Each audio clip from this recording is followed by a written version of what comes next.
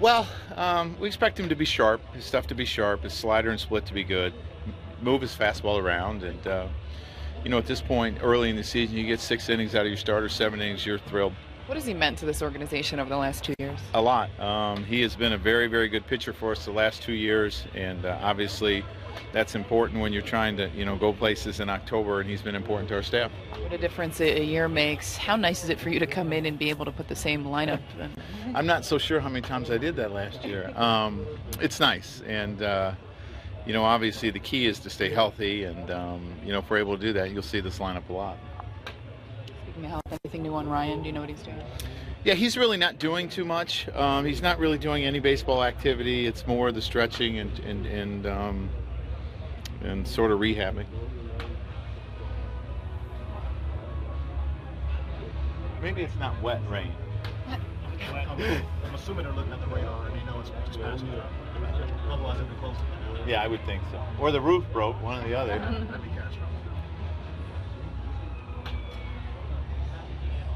Were you encouraged by what you saw from Mark last night? Tex, yeah. I told you the last week I was encouraged when I saw him let go. He was letting the bat go, swinging. I don't mean throwing it either, but I think it carried over into yesterday. It's a patient hitter that we've seen in the past. He drove a ball and saw a lot of good things. Line drive, saw a lot of good things. Were you discouraged by the sloppy play?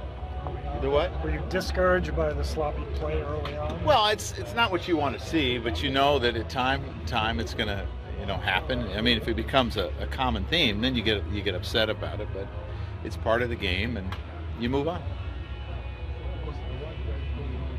With Kuroda, because of the way he's whether it was tired or whatever at the end of last year, maybe the year before, any different way that you're going to? Well, I mean, we'll watch him closely like we have every other year, and maybe, you start thinking you get up around the 100 pitch mark. I mean, that might be it for him.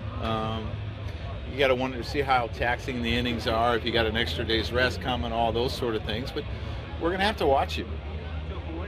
How close was he to retiring? Well, he never gave me a call and said he was going to retire. So, I mean, I think it's a discussion that every player probably has when he gets to be around his age, and you have a discussion with your family, and it's probably the fair thing to do. And I never got the inkling that it was absolute after the season that he was going to retire, and obviously he didn't. He mentioned something after his last start about cutting back some of the work between starts. Is that something? I did, or he did? No, he did. Oh, okay. Is that something that? I was going to say, I don't remember that, but I had a lot of foul tips. Is that going to be one of the ways to help? Yeah, I mean, hopefully that's one way he can do it. I think you have to continue to listen to your body. When you're a young player, you can pretty much go out and do what you want to do. But as you get older, you have to listen to what your body's telling you. You just find yourself in spots at the end of last season where you just couldn't afford to give him a day. You just didn't have No, I mean, we really couldn't. I mean, we never had a lead. We were always chasing, and you just really couldn't. Do you treat him similar to the way you treated Andy last year? Yeah, I think that's probably a good comparison.